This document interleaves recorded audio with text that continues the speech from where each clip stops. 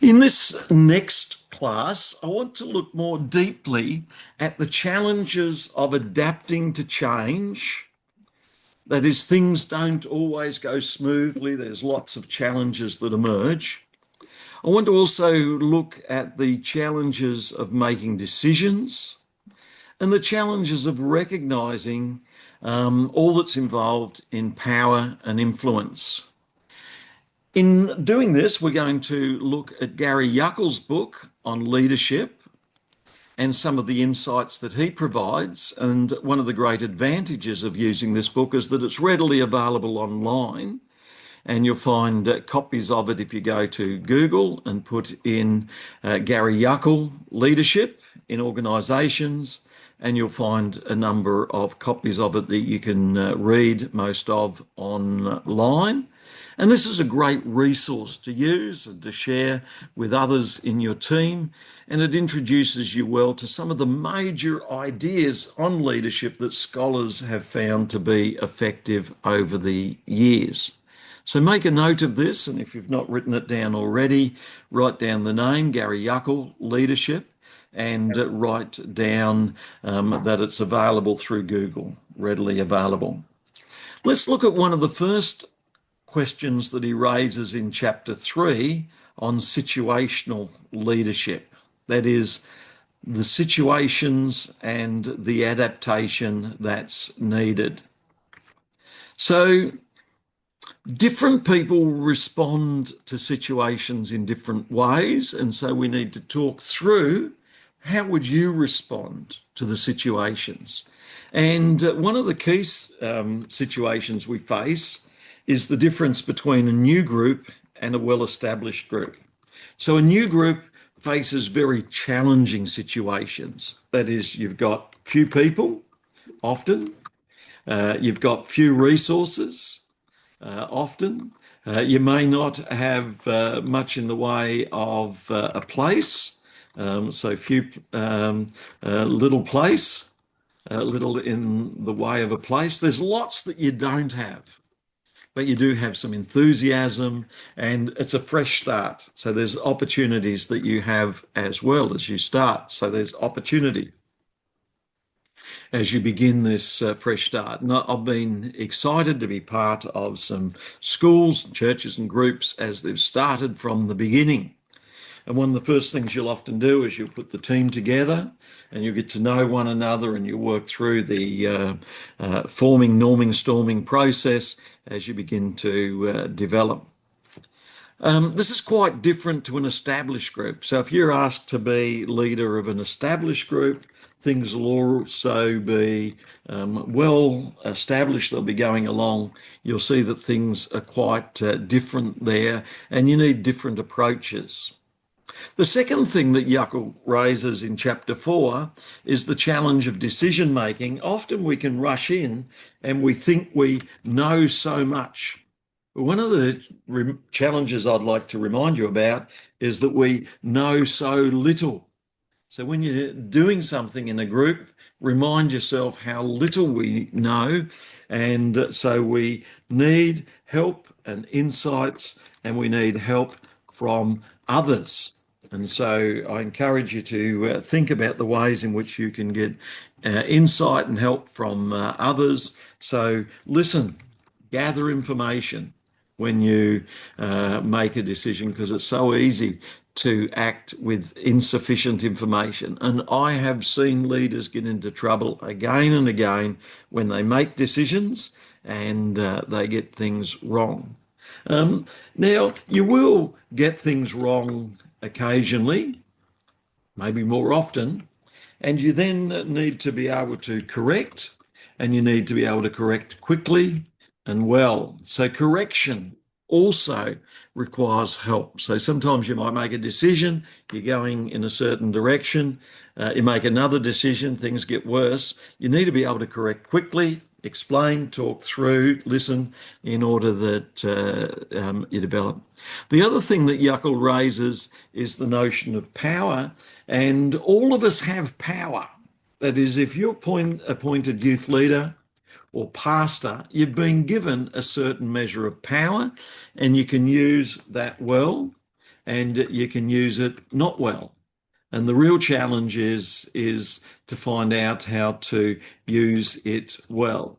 And I know over time I've been given responsibility and power, and I seek to use it as best as I can for the good of as many people as I can. So if you do things for the good of as many people as you can, as John Wesley said, then you'll find that you'll do well. So that's Yukl's book, and I encourage you to spend some time reading that, looking at it. One of the other things we find in scholarship and leadership is that sometimes you need to read quickly. Speed reading can be important, taking some quick notes and then locating that resource where you can find it and use it again. Let's move on now to another resource, which I mentioned before. If you've not written this down already, write it down now, please. James Montgomery Burns, his book on leadership. And in this book, he challenges us to think about some of the relational aspects of leadership, the mental aspects, the transformative aspects, and the other goals of leadership. He reminds us that in many organisations, you've been appointed as leader, there are different people with different views, and they won't necessarily trust all that you say.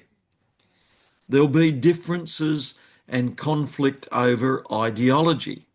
Some people will want a big group, some will want a small group. Every leader will have a different vision, every person will have a different vision. Some will even distrust the organisation and say, I don't trust what's happening. If you've got 20 people, you might find 3 or 4 really trust, and then you might find 3 or 4 distrust. And then others are in the middle, they're not sure. So it's important to recognise that often a group can face challenges because people don't initially trust everything that's going on, and we need to win trust. James Montgomery Burns has sought to develop a richer understanding of leadership by looking at these challenges and looking at the ways we can be more effective in leading. And he says one of the ways is to develop and to grow, to develop knowledge, to develop skills, experience, learn from others. Secondly, to develop values and purpose and morals. Thirdly, to develop in terms of democratic legitimacy. Democratic means listening to others, involving all. So democratic, involving all. And I'm reminded of Paul in Romans 12, where he speaks of the body, and every part of the body must work together. So all working together is an important lesson.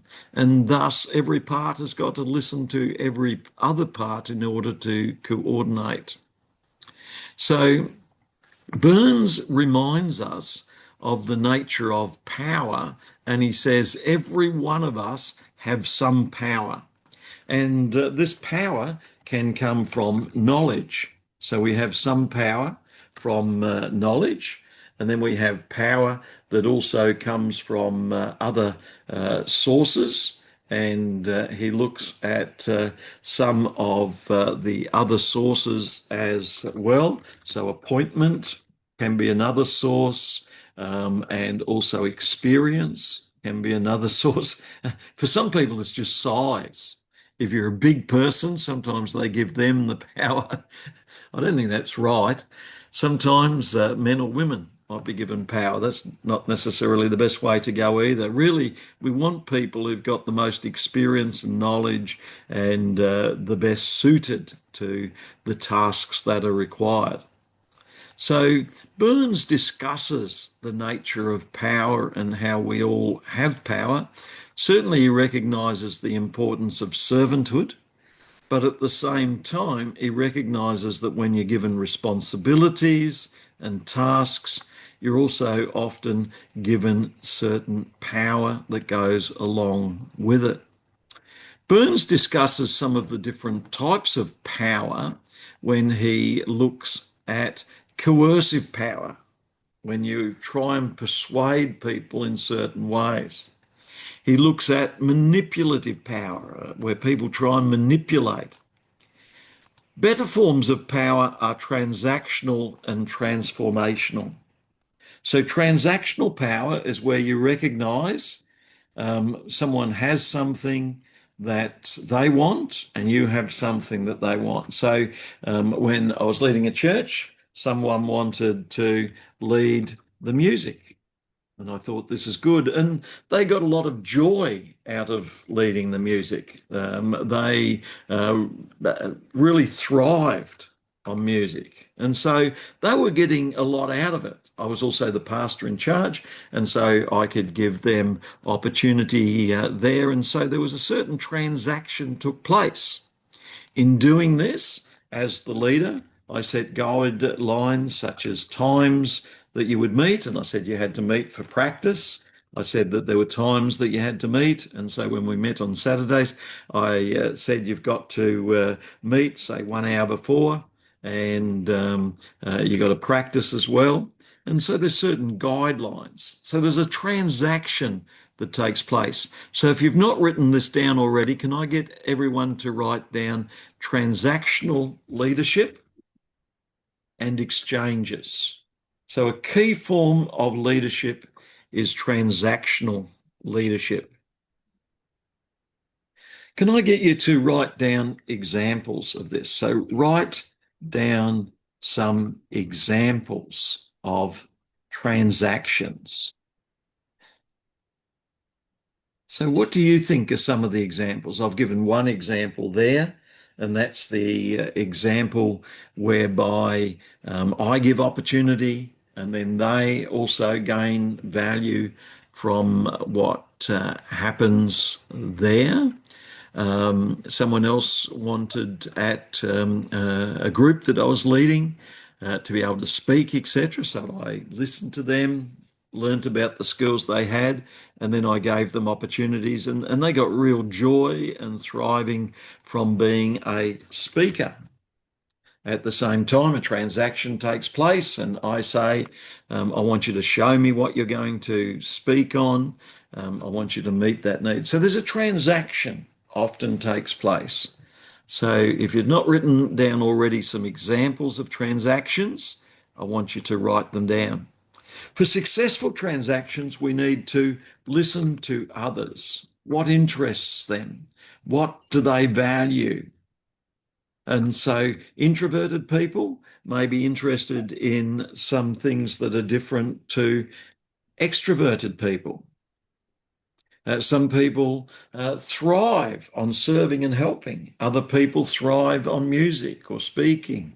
Some are more extroverted, outgoing. And so we need to find out about the different people and what their skills are and where they really would like to thrive.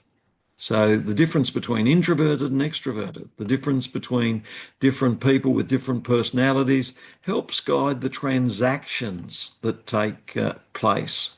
Some people want to socialise, and so we seek to meet their needs and we set up opportunities to socialise. Other people want to do deep thinking, and so we set up an opportunity for them to do deep thinking. Some people want to organise, and so we set up an opportunity for them to organise. So there's lots of different activities. I know another person who likes to do media. And so we've put them in charge of media and production. Other people who like to do sound, so we've put them in charge. So there's a transaction that takes place as we give them opportunities, but at the same time, we set guidelines. And we set objectives and encouragement, and we meet regularly to talk through and to hear through how things are going. Can I get you to write down now another form of leadership, which is transformational leadership, that James MacGregor Burns says, where people thrive as they are transformed for the better. So in transformational leadership, they grow and they develop And so when I've had people who've been part of a music team, I've encouraged them to find opportunities to develop the music skills. I've tried to give them better equipment.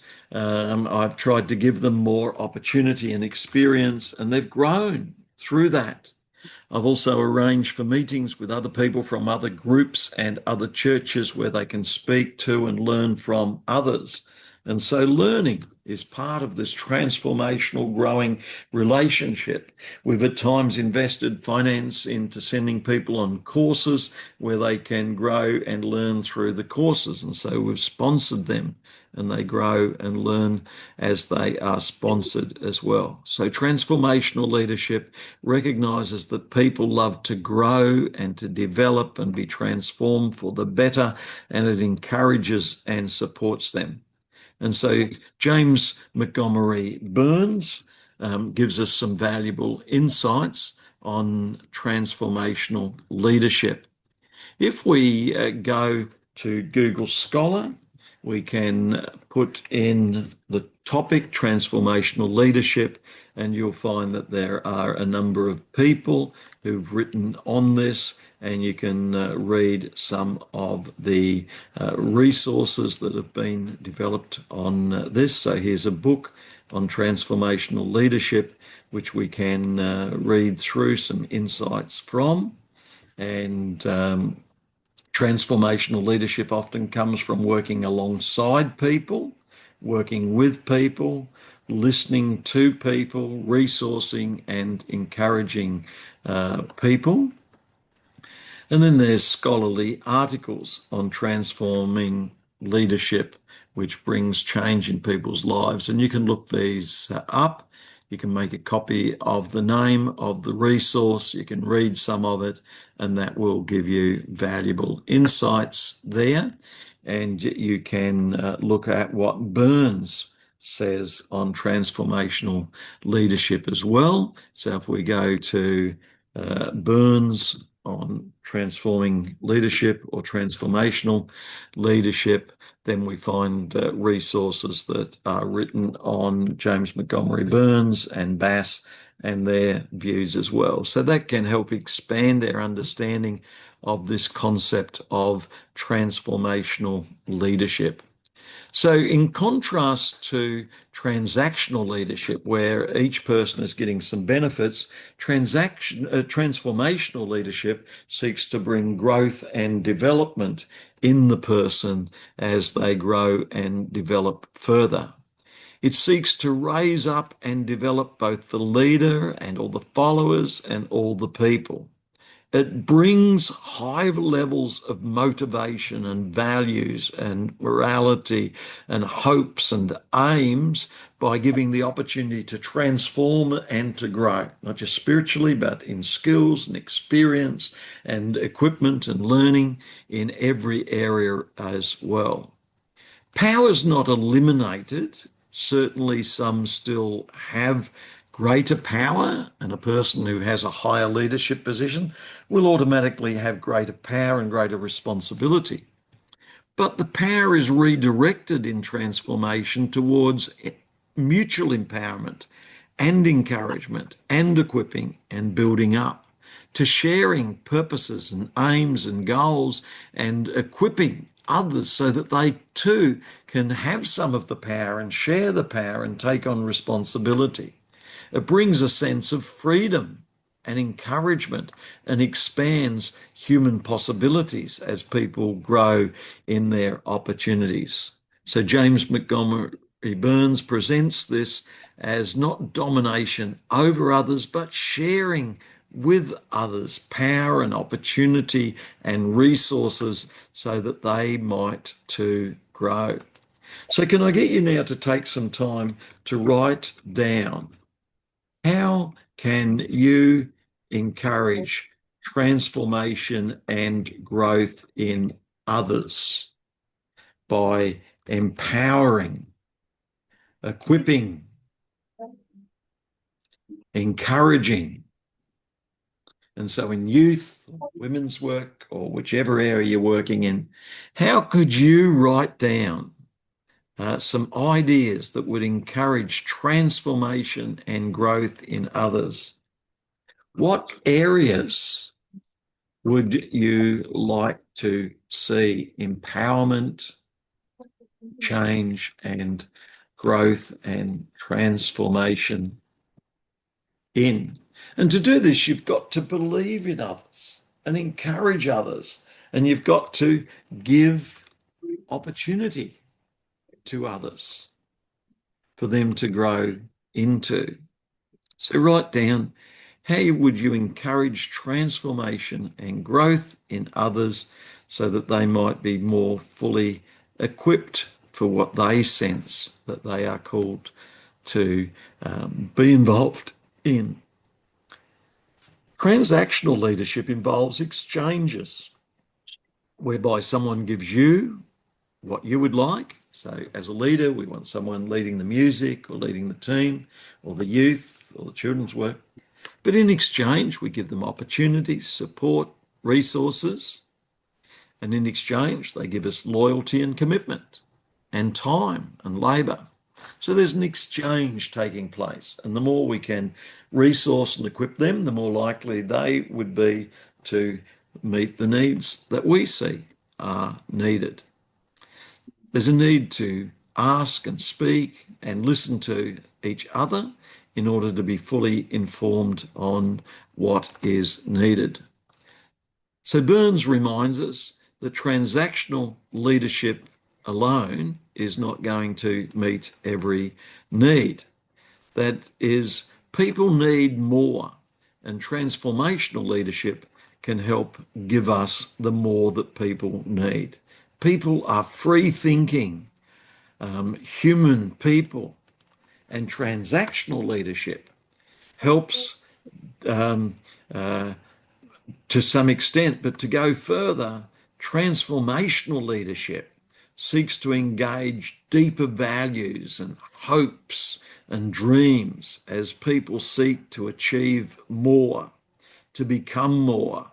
They hope for more, they aspire for more. So transformational leadership takes us beyond transactional leadership, giving a greater sense of freedom and equality and dignity and value and self-worth and flourishing. Transformational leadership doesn't just meet immediate needs or wants. Transformational leadership lifts people to see the better that they can have and they can be. Transformational leadership's not just about dramatic, immediate change. Often it can be about equipping people for long-term change that you may not see except in the more distant future. It's about encouraging human flourishing and participation of all people. Transformational leadership equips and empowers people for their future and for a better future. Burns reminds us too of the importance of psychological insight to understand what's going on in people's minds and hearts and inner person. We need to listen to people and all that's happening and recognize huge differences between people and the differences in what motivates people. We shouldn't just seek to manipulate people or meet ends or needs. We need to understand each person's different needs and their aspirations, fears, and what they seek for in growth. Abraham Maslow listed the many different aspects of growth in a pyramid. And let's have a look now at his pyramid of the hierarchy of needs. And this reminds us that people have many different needs. And so let's have a look at some of these examples. People have physical needs. And so people might need water. And I know in organisations where they provide bottles of water, people might need some food. And so it's worth having some food there. People need to be comfortable in terms of light and airflow, and so you might have a fan. People need shelter.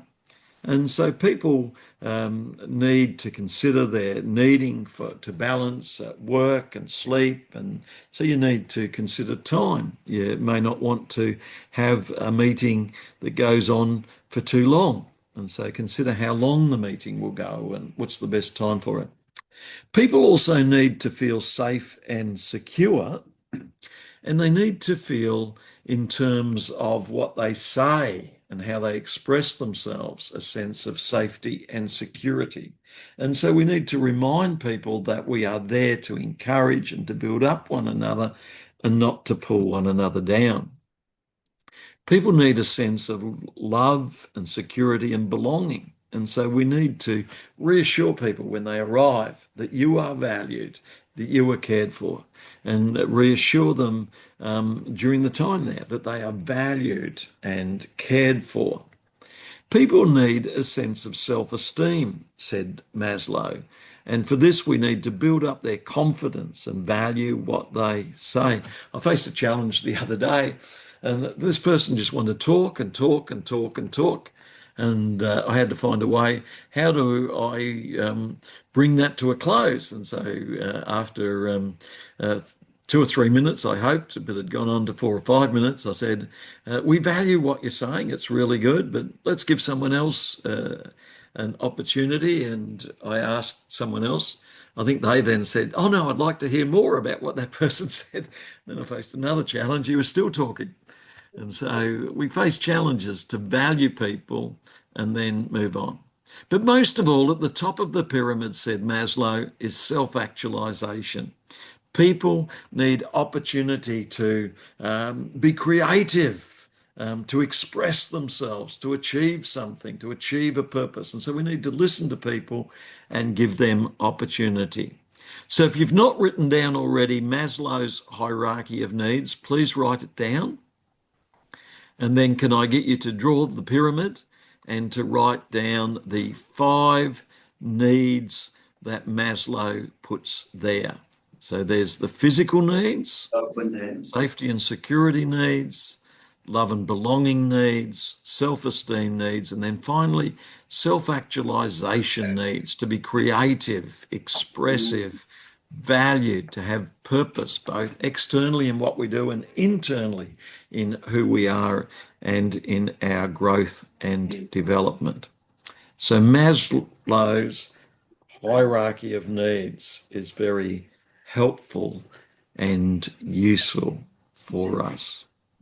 So Maslow's hierarchy of needs. And if you recognize these needs in the people you work with, then you'll find real value in that.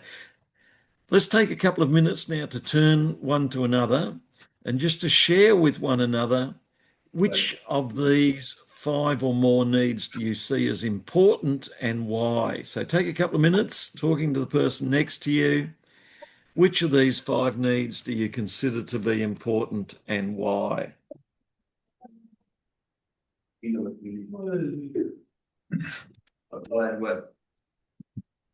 Yeah, that is good. But really, नेपालीमा सधैँ हजुर लास्टमा के लेख्नु त्यो safety end security अनि तलको भन्ने हो होइन physiological needs psychology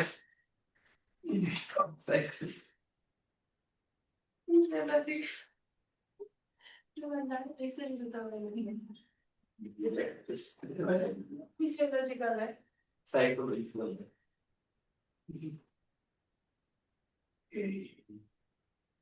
Yeah, so thank you for that. Let's take our break now. And so if you've not written down already, Maslow's hierarchy of needs, write it down. And then these are the 5 that he lists: the physical needs or physiological needs, water, shelter, food, good timing. Secondly, safety and security. Thirdly, love and belonging, support. Fourthly, self-esteem, respect, being cared for. And then fifthly, self-actualization, creativity, sense of purpose and meaning. So I'll see you all in 10 minutes' time. Yes, sir. See you then. Thank you. And Thank you, thank you for your sir. note taking. Some great notes there. Don't forget Yeah. our task that we have for today. That task is to do that assignment that we're going to do today. That is, discuss organisational steps that you can take to be an effective leader. That is, clarify tasks, vision, goals, place, and time, and how we might achieve them. And then this should include 3 scholarly resources and some of the notes from today. So I'll see you shortly in 10 Yes, minutes' time. sir. Thank you. See you in a bit. Thank you.